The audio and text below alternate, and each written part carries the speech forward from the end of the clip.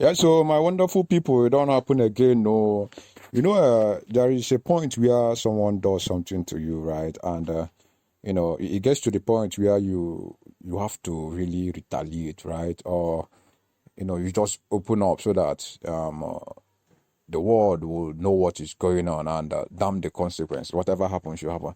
Yes, so that is what actually happened in this interview with Mike Ezekhome, right? Mazen and the counselor. Don't worry, we'll give you the gist very soon, just shortly, right? Oh, first, welcome you to IPOB Media. If you are new to this channel, this is IPOB Media, the place where we bring you the gospel of Biafra. Yes, this is the only channel where you get the latest news, information, updates, trends, events, and everything you need to know about Biafra and the struggle for freedom. Yes, if you've not yet subscribed, please do subscribe. Click on the notification bell so you don't get to miss out on any of our interesting uploads.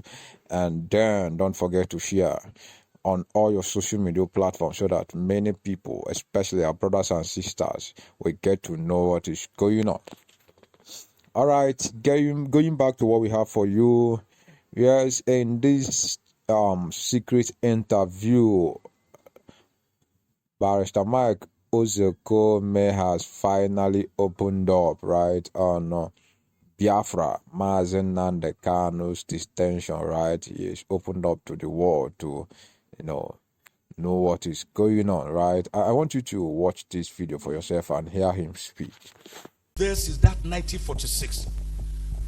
It is the bulwark, the wedge between military juntas, successive military juntas, and the civil populace. The reason we call it a military government is because the legislature has been removed.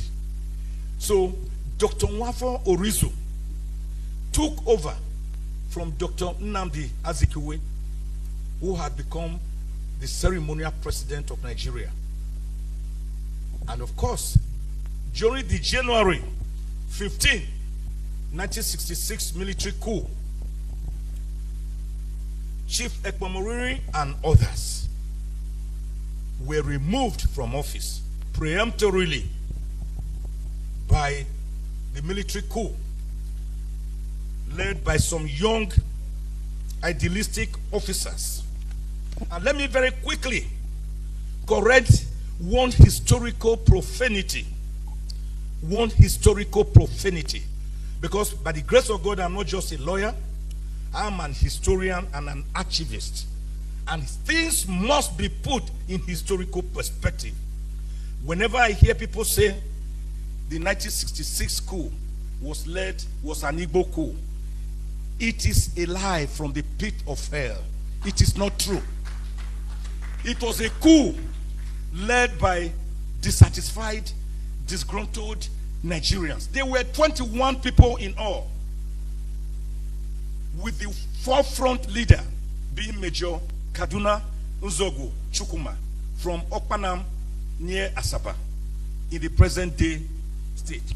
Therefore, let me tell you that others who have always made them to say it was an Igbo coup were Major Emmanuel Ifeajuna, Major Chris Anuforo, Major Timothy Onwatuego, Major Humphrey Chukwuka, Major Don Okafo, Captain Ben Bullier, Captain Emmanuel Ngobusi, and Captain Ogbo Oji. These were the 7 Igbos. But now, let us look at the list of the coup players. We have Major Adewale Ademoyegun. He was Yoruba. He's the one who authored the book, Why We Struck. We had Captain G. Adeleke. He was Yoruba. We had Captain Fola Oyewole. He was Yoruba. Who authored the book, The Reluctant Rebel. We had Lieutenant Aru Egbiko. He was Asian from our own Edo State. We had Lieutenant Tijani Kasina. He was Hausa Fulani. We had Lieutenant O. Olafe Mio, Yoruba. We had Captain Gibson Jallo, He was of the Middle Belt. We had Lieutenant Hope Harris Egaga. He was an Urobo man. We had Lieutenant Dag Waribori. He was an Ijoman. We had Second Lieutenant Saleh Dambo. He was Hausa. And we had, finally, Second Lieutenant John Atom Bera. Many of you knew him as a military administrator. He was of TV extraction. They were 21.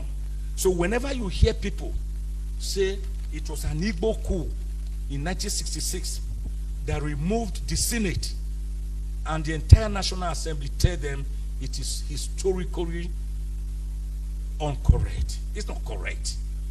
Haven't put this one in its proper place. I have defined from my own dictionary, which I've termed Ezekhome. So you have Wikipedia, you have Encyclopedia. I have my own Ezekhome. I have brought out certain demos that we are practicing. Demo means people. Crazy means about them. We practice so many crazes except demo. That word defined by Abraham Lincoln on the 19th of November 1863 during his Gettysburg Declaration as government of the people, for the people, and by the people. Do we have government of the people in Nigeria today? What we have, electionocracy. Electionocracy is a system where every 4-year interval we go through a ritual to elect or select our leaders.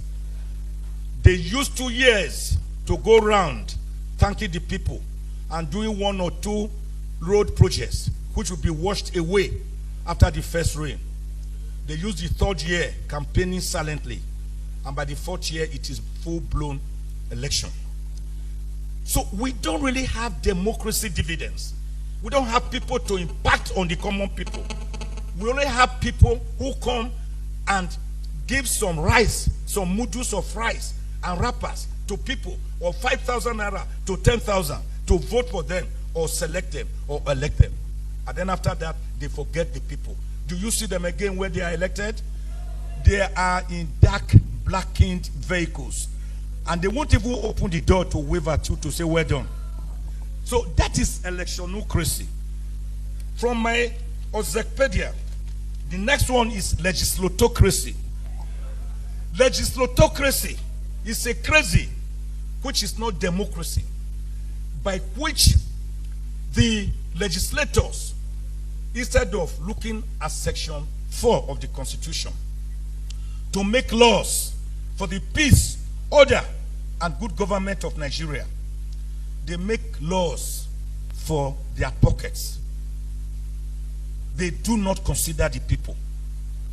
The present Senate, since Dr. Nnamdi Azikiwe, Dr. Nwafọ Orizu, Dr. Joseph Waya, has been the worst of all the senates in Nigeria's history, with the 8th Senate arguably being the best, because they could challenge executive lawlessness and impunity.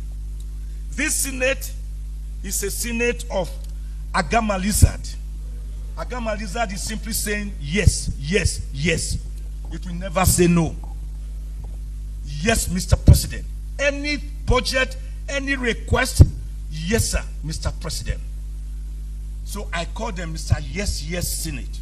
I've also called them Mr. Take a Bow Senate. A person has come before the Senate to be examined and scrutinized for a critical national assignment. And you look at the person, I say, oh, Professor Michael Ezekhome, I say, we know you. We know you will do the job very well. Take a bow. So everybody goes there to take a bow. What makes you think I can do the job? Have you interrogated me? Have you asked about my bona fides? Whether I'm a square peg in a square hole? Have you found out? That is not the kind of Senate that we are looking for. By the way, what is the problem? What is the business of senators and House of Rep members doing constituency projects? What is their business? Their job is to make laws for the peace, order, and good government of Nigeria. Is there Section 4 of the Constitution? There's nowhere they mention constituency. So it is the system that corrupts us, and power corrupts, and absolute power corrupts absolutely. So we cannot have a Senate, instead of getting concerned about oversight functions under sections 88 and 89 of the Constitution, to hold the executive and even the judiciary accountable. You have senators, when ministers come and members of the DMAs, they ask them, what do you have for us? So if their budget, for example, is going to be 500 billion, they must build in that for the legislators. That budget of 5 billion will become about 700 to 800 billion. No country grows like that. No country. By the way, if you look at section 63 of the 1999 Constitution, the National Assembly is to sit for no less than 180 days. That means 6 months in a year. That is why you see many legislators engaging in business contrary to constitutional provisions that they should not, except farming. The reason is that they have much time in their hands. All you need to do is to schedule your time and make sure you have sat for 6 months in a year. Then in such a case, have recommended again and again, what do we need a full-blown National Assembly for? What do we need 109 senators for?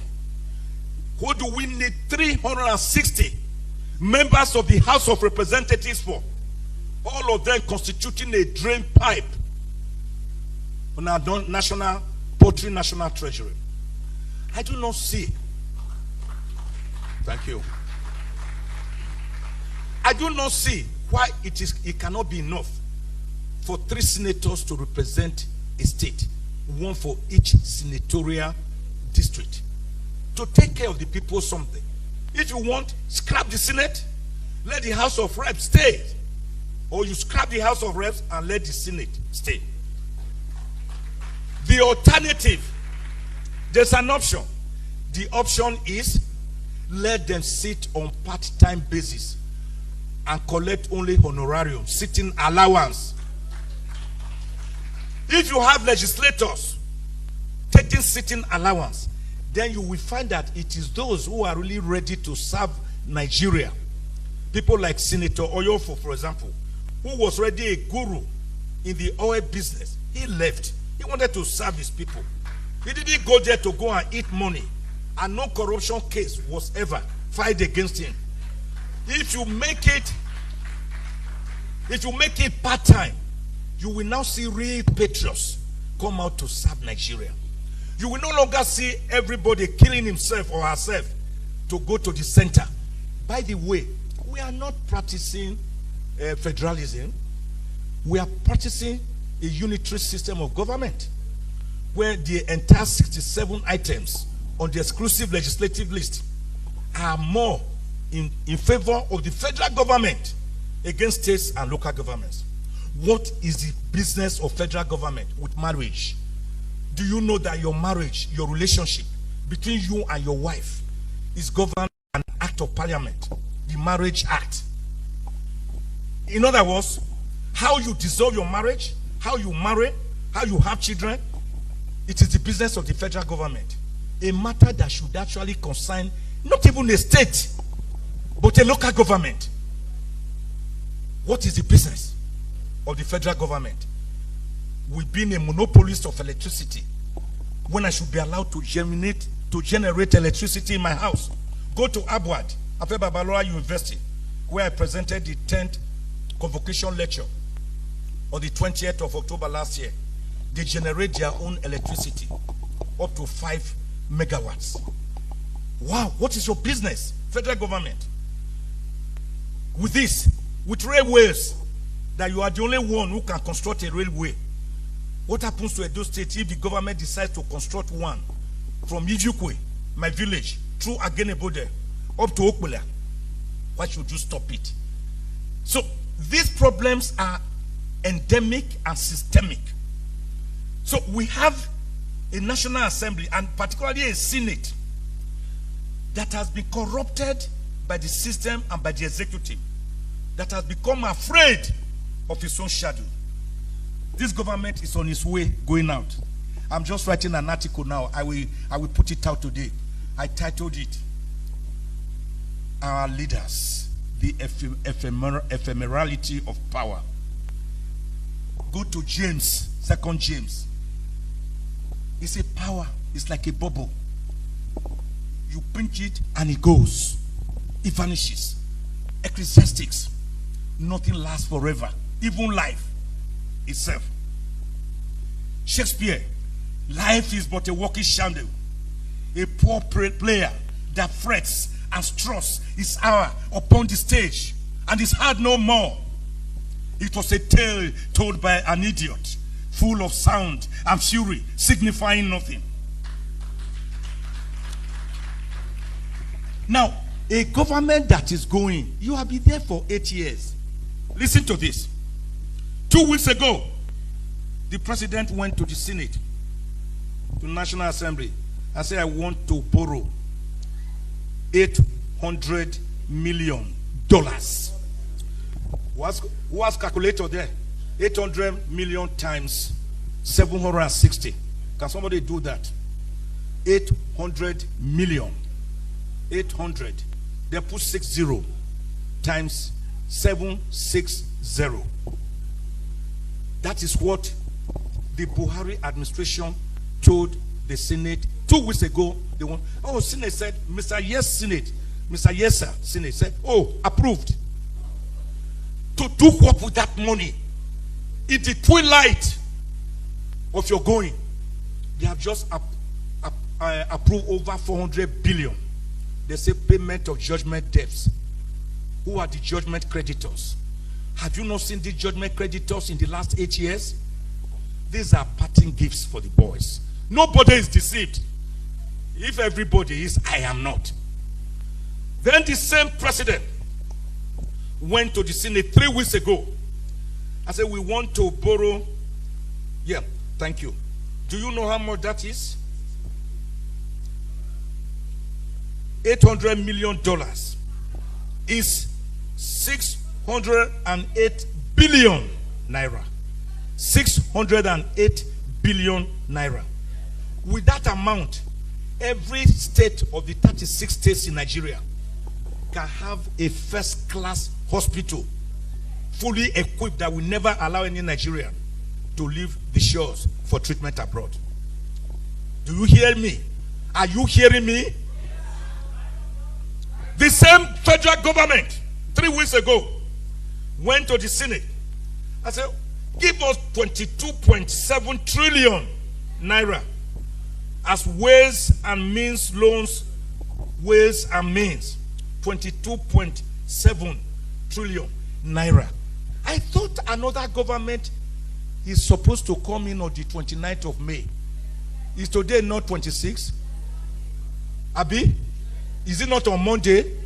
So, having borrowed money for our generations yet unborn, having sold our yesterday, having mortgaged our today, why are you against selling our tomorrow? Why are you borrowing? What do you mean by ways and means? 22.7 trillion naira. Wait for it. It's not yet ended. It's not yet ended.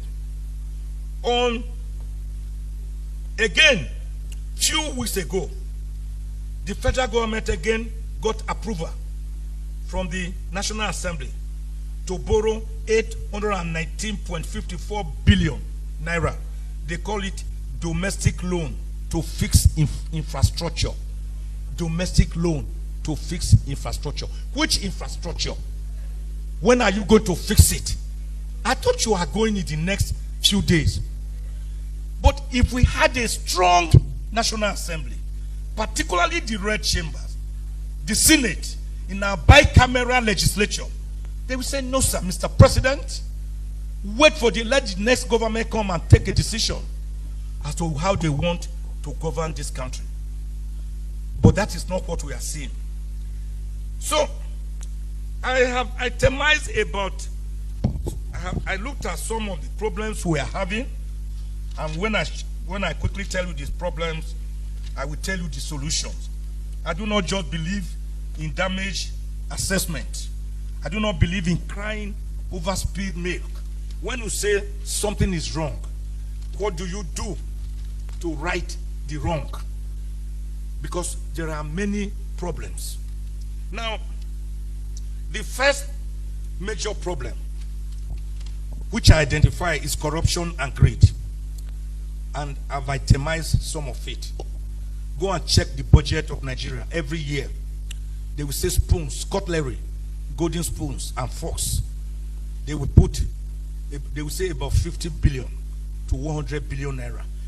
I say spoon, fork, and you say they are gold. Are they also diamond? Can't. So, do you replace cutlery every 4 years?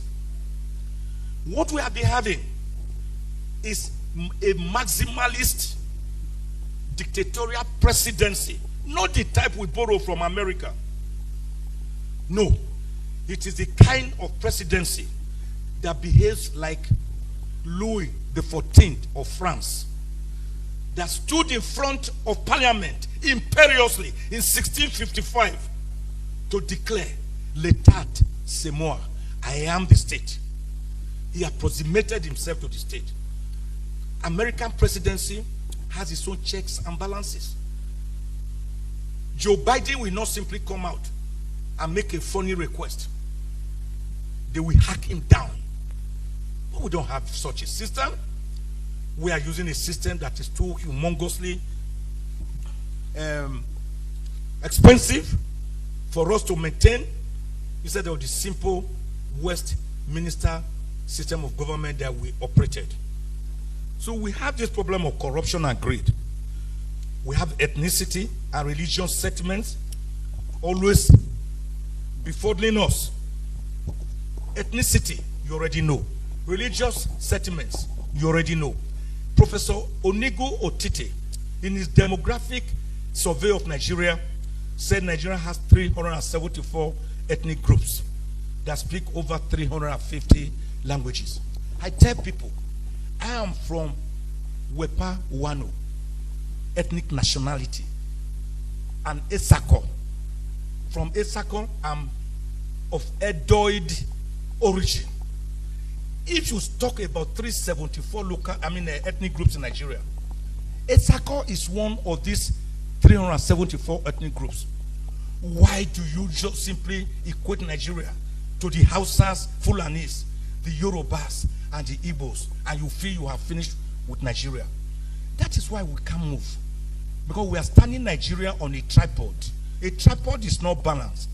If you look at Nigeria from the prism of 3 ethnic groups, what happened to the other 371 ethnic groups? Do you think God created me as an Ezekhome person to be subjugated, to be dominated, to be oppressed, to be repressed, to be suppressed, to be marginalized by any other ethnic group? God couldn't have been that naive. He's an almighty God. He doesn't make mistakes.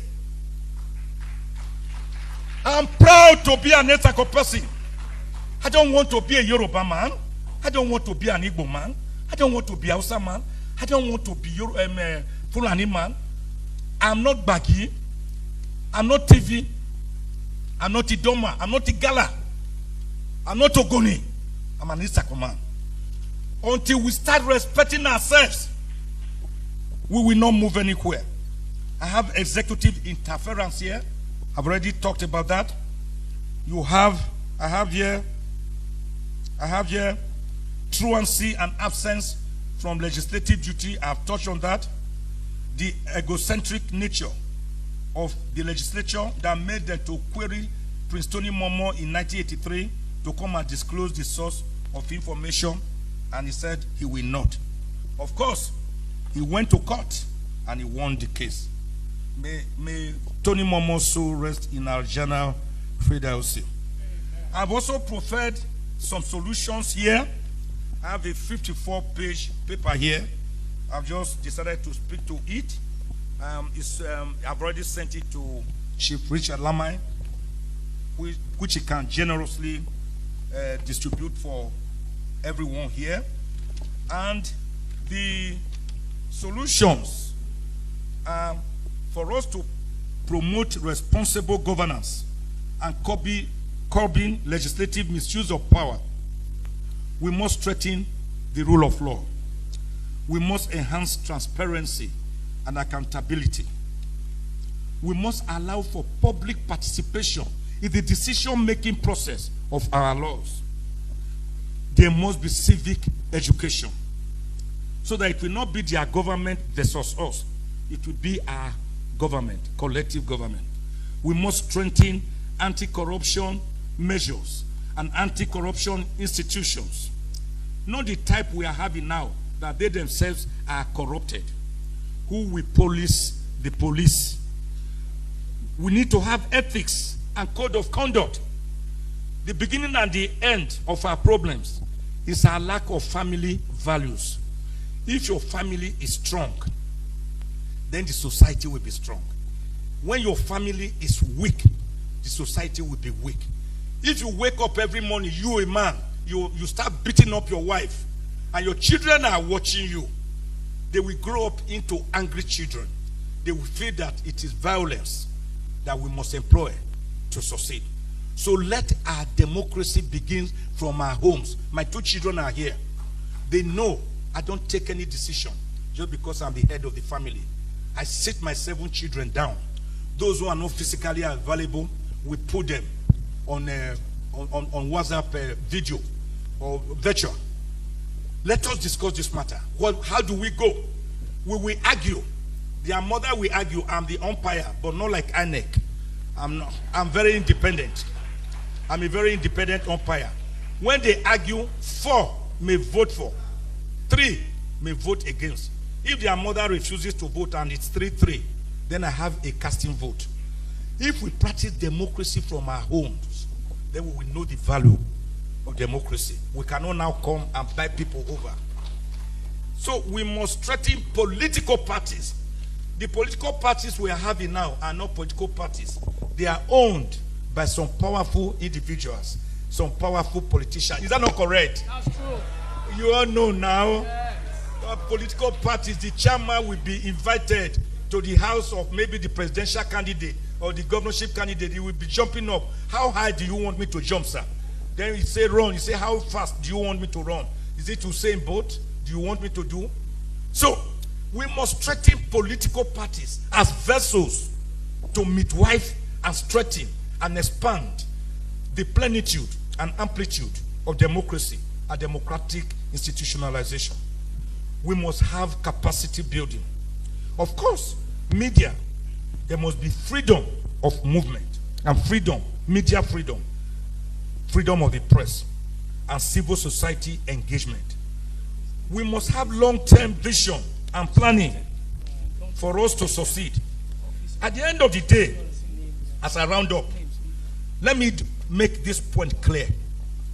Until Nigeria goes back to the drawing board. Now listen to me and listen very carefully, which is my party shot. Until Nigeria goes back to the drawing board, to know that Nigeria today is afflicted by a major illness that is worse than leprosy. Until Nigeria decides to immerse herself in the River Jordan of our nationalism, like Naaman the leper, who dipped himself into River Jordan 7 times and became cleansed of his leprosy. Until we know that we are not practicing a people's constitution, but a militarily imposed constitution under the General Abdusalami Abubakar government, which is actually decree number 24 of 1999, until we decide to engage ourselves. We talk, we discuss. Where are we coming from? Where are we? And where do we want to go from here? Which will lead to a people's constitution. A constitution that is autochthonous. A constitution that is homegrown. A constitution that is indigenous. A constitution that the people buy into and enjoys the legitimacy of the people. We will continue to waste time. So when Miss Flora Louisa Shaw, on the 8th of January 1897, was giving Nigeria her name, that area, Niger area, and she later married Lord Lugard, the man who on the 1st of January 1914 amalgamated the Southern Protectorate and Lagos Colony with the Northern Protectorate to found Nigeria. Until we know that we have problems, you cannot solve it. We have a proverb. If you have a boy and you are hiding it, it will develop into a gangrenous and incurable whitlow that can kill you. So, we must therefore go to brass tacks by having a people's constitution. The present constitution that you are amending, they have already amended it 4 times. They are trying the 5th one. Amendment plus amendment multiplied by amendment cannot solve it, because you cannot amend a bad product. If your house is cracking, you don't just go to the trees and cut off the branches. All right, my people, thank you for watching to this very point. Yes, you've heard from Lead Counsel Mike Ezekhome. All right, we'd like to see your thoughts. Share your thoughts in the comment section. Let us know what you think. Right? Yes, if you've not yet subscribed to this channel, please do so. Click on the notification bell so you don't get to miss out on any of our uploads. And share, right? Share so that many people will get to know what is going on regarding Biafra and our struggle for freedom. Thank you very much. God bless you.